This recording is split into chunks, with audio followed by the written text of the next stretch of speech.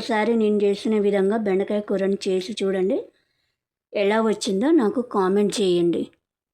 మరి తయారీ విధానం ఏంటో చూద్దాము. హాయ్ అండి, నేను మీ విజయరాణిని. అందరూ ఎలా ఉన్నారు? నేను బాగున్నానండి. మీరందరూ కూడా బాగుండాలని మనస్ఫూర్తిగా కోరుకుంటున్నాను. ఈరోజు బెండకాయ టమాటా కర్రీని చేయబోతున్నానండి. చాలా బాగుంటుంది. వీటికి ఏమేమి కావాలో చూద్దాము. ఇప్పుడు ఒక గిన్నెలోకి టమాటాలని ఇలా ఒక కాయని 4 భాగాలకు ఇట్లా కట్ చేసి గిన్నెలో వేయాలండి. దీంతో పాటుగా కొద్దిగా చింతపండుని వేసి వాటర్ కూడా యాడ్ చేసి ఉడికించుకోవాలండి. 1-2 పొంగులు వచ్చే వరకు ఉడికించుకోవాలి. ఈ టమాటా గిన్నెని స్టవ్ మీద పెట్టుకొని 2-3 పొంగులు వచ్చే వరకు, అంటే టమాటాలో ఉన్న పచ్చివాసన అంతా పోయేంత వరకు మీడియం ఫ్లేమ్లో పెట్టి ఉడికించుకోవాలండి. ఈ విధంగా ఉడికించుకోవాలండి టమాటాలను. వీటిని పక్కన పెట్టి చల్లార్చుకుందామండి. టమాటా చింతపండుని ఉడికించుకున్నాం కదండి, దాన్ని ఒక మిక్సీ గిన్నెలో వేసి మెత్తగా పేస్ట్లా పట్టుకోవాలి. ఈ విధంగా పట్టేయాలండి మెత్తగా. దీన్ని పక్కన పెట్టుకుందాము. ఇప్పుడు ధనియాలు, కొబ్బరి, వెల్లుల్లి, పసుపు వేసి మెత్తగా పొడి చేయాలండి. వీటిని డ్రై రోస్ట్ చేయాల్సిన అవసరం లేదు. ఈ విధంగా పట్టుకోవాలి, ఇలా మెత్తగా పొడి చేయాలి. ఇప్పుడు ఒక కళాయిని పెట్టుకుందాము. ఇప్పుడు నూనెని వేయాలి. నూనె కాగాలండి. ఈ నూనె కాగిన తర్వాత సన్నగా తరిగిన ఉల్లిపాయ ముక్కలు, పచ్చిమిర్చి చీలికలు వేయాలి. ఆ తర్వాత పోపు గింజలు, కరివేపాకు వేసి మొత్తం కలిసే విధంగా కలుపుకొని ఉల్లిపాయ ముక్కలు లైట్ గోల్డెన్ కలర్ వచ్చే వరకు వేగనివ్వాలండి.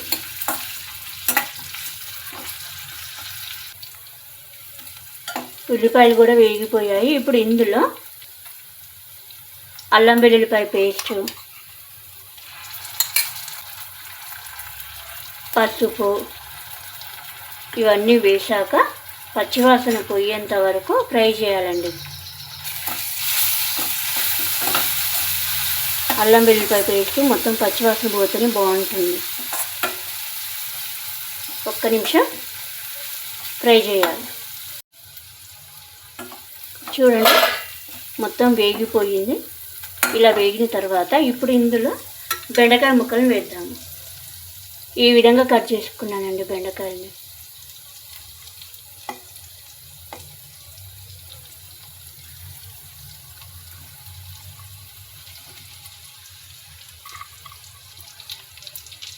ఈ బెండకాయ ముక్కలు కూడా మొత్తం కలిసే విధంగా కలుపుకొని ఫ్రై చేయాలండి.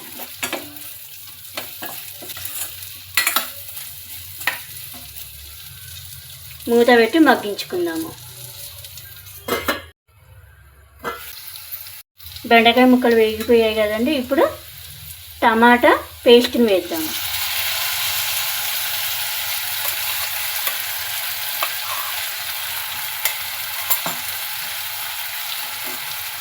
మొత్తం కలిసే విధంగా ఒకసారి మొత్తం కలుపుకుందాం.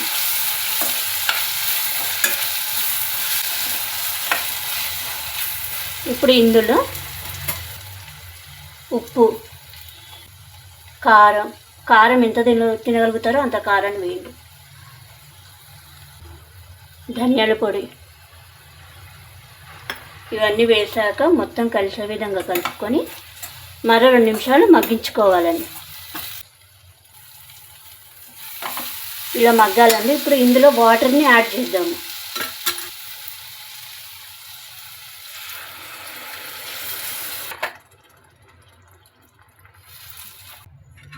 మొత్తం ఒకసారి కలుపుకొని మూత పెట్టి ఉడికించుకుందామండి.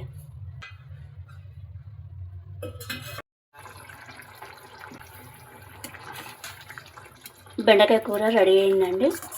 ఒక్కసారి ఇలా ట్రై చేయండి మీరు కూడా. కొత్తిమీర చల్లుకొని స్టవ్ ఆఫ్ చేయడం అండి. Okay, thank you.